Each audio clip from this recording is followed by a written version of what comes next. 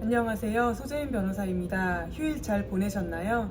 저는 일이 많아서 오늘도 출근을 해서 일을 하다가 이제 퇴근을 해보려고 합니다. 이종섭 전 장관에게 직권남용죄가 성립하는지 검토하기 위해서는 먼저 김관진 전 국방부 장관에 대한 대법원 판결을 봐야 한다고 말씀을 드렸습니다. 물론 기본적 사실관계나 군사법원법 관련 법 체계가 그때와는 많이 달라졌기 때문에 김 전 장관 판례가 이 사건에 정확하게 적용이 된다 이렇게 말하기는 어려울 것 같습니다. 하지만 직권남용죄를 보는 대법원의 태도가 어떻게 되는지를 알 수 있다는 의미가 있을 것 같습니다. 기본적으로 대법원은 직권남용죄에 해당하는지 여부를 엄격하게 판단하고 있습니다. 그 이유는 이렇습니다.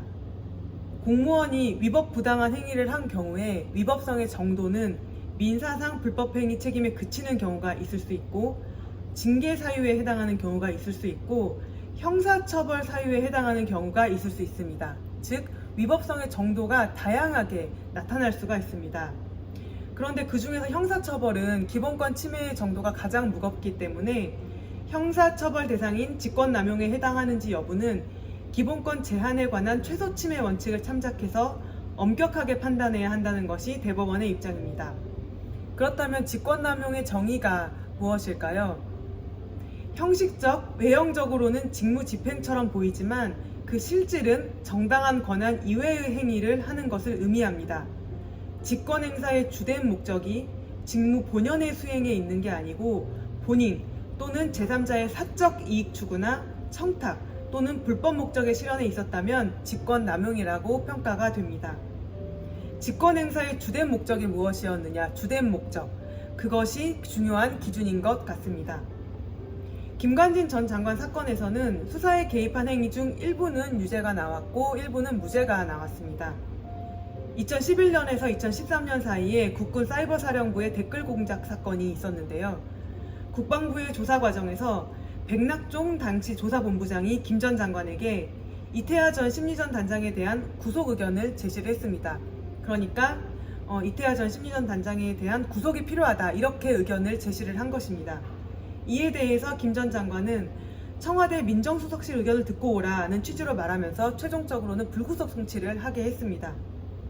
1심, 2심에서 이 부분에 대해서 유죄를 선고했는데 대법원에서는 무죄 취지로 파기환송을 했습니다. 그 이유는 간단히 말하면 이렇습니다. 국방부 장관은 국방부가 수사하는 피의자 신병에 관해서 최종적인 결정 권한을 갖고 있다. 법령이 허용하는 범위 내에서 불구속 수사 원칙을 참작하여 결정할 수 있는 재량이 있다. 일부 부적절한 사정을 고려했다고 해도 장관의 구속영장 승인 권한에 명백히 반한다고 볼 수 없다. 라는 것인데요. 일부 부적절한 사정을 고려했다는 것이 무엇인지는 대법원 판결문에 직접 나오지는 않습니다. 그런데 1, 2심 판결문을 보면 김 전 장관이 조사본부장에게 이렇게 말하는 장면이 나옵니다. 정년퇴직이 얼마 안 남았는데 꼭 구속을 해야 되느냐, 다시 검토해봐라. 이게 일부 부적절한 사정이었던 것 같습니다. 어쨌든 불구속 수사 원칙은 헌법상 무죄 추정 원칙에서 파생된 대원칙이어서 다소 부적절한 내용이 고려되었어도 주된 취지가 명백히 부당했다고 보기는 어렵다 이렇게 판단한 것 같습니다. 그리고 유죄가 나온 부분이 또 있었는데요.